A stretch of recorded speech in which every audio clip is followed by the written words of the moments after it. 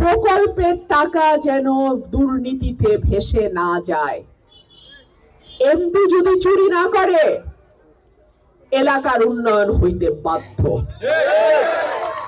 MP চুরি করলেই ঠিকাদার চুরি করে, ঠিকাদার চুরি করলেই এমপির চামচারা চুরি করে। এমপি যদি টাকা না চুরি করে এমপির চামচার বাপের সাধ্য নাই যে এলাকার প্রকল্প থেকে টাকা খায়। আমি যদি সব থাকি এই এলাকার উন্নয়ন কেউ বাধাগ্রস্ত করতে পারবে না।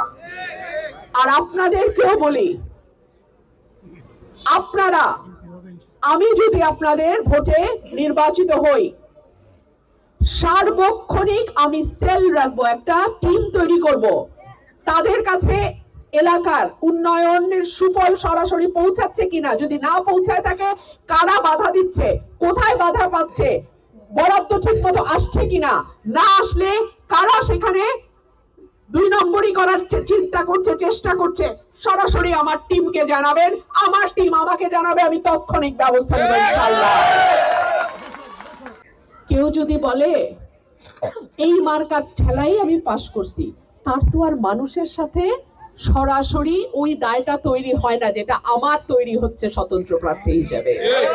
আপনারা তো আমারে দেখা ভোট দিচ্ছেন, কোন মার্কা দেখা না, তাহলে আমারও জবাব দিতে হবে আপনাদের কাছে।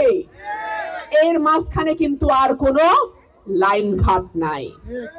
সেই কারণেই আপনাদের কাছে আমি এই নির্বাচনের 5টা বছর আপনাদের কাছে আমি চেয়ে নেই। যদি আমি পরীক্ষায় পাশ না করতে পারি আপনারা আমাকে ভবিষ্যতে আর ভোট দিয়েন না। আর যদি আমি পরীক্ষায় পাশ করি, যদি উন্নয়নের দৃশ্যমান ছোঁয়া আপনার এলাকায় লাগে, তাহলে আপনাদের কাছে আমার বিনীত অনুরোধ থাকবে, যেই মানুষ সৎ, শিক্ষিত, যোগ্য, যেই মানুষ আপনার হক মেরে নিবে না, যেই মানুষ আপনার জন্যই কাজ করবে, সেই মানুষটাকে আপনারা ভোট দিবেন, সেই মানুষটাকে আপনারা একটা সুযোগ দেবেন ইনশাআল্লাহ। আর আমি যেহেতু স্বতন্ত্র প্রার্থী, অনেকেই হয়তো বলার চেষ্টা করে রুমিন ফারহানারে ভোট দিলে এই করব, ওই করব, কেন্দ্র দখল করব, হ্যান করব, ত্যান করব, তাই না? এইসব ভয় ভীতিতে কান দেবেন না। এই আসনের দিকে জাতীয় এবং আন্তর্জাতিক গণমাধ্যমের নজর থাকবে। আমি পরিষ্কার করে দিলাম, এই আসন নিয়ে কোন রকম খেলার চেষ্টা যদি কেউ করে দাঁত ভাঙা জবাব দেয়া হবে।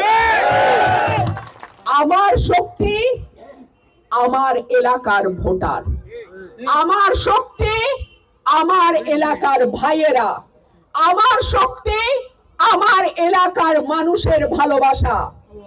এই শক্তি যার সঙ্গে থাকে কোন শক্তির সাধ্য নাই আমাদেরকে পরাজিত করে। এই আসনে আমার জয় যদি হয়, সেই জয় হবে আমার ভোটারের। আমার জয় যদি হয়, সেই জয় হবে আমার নেতাকর্মীর। আমার জয় যদি হয়, সেই জয় হবে সরাইল এবং আশুগঞ্জের।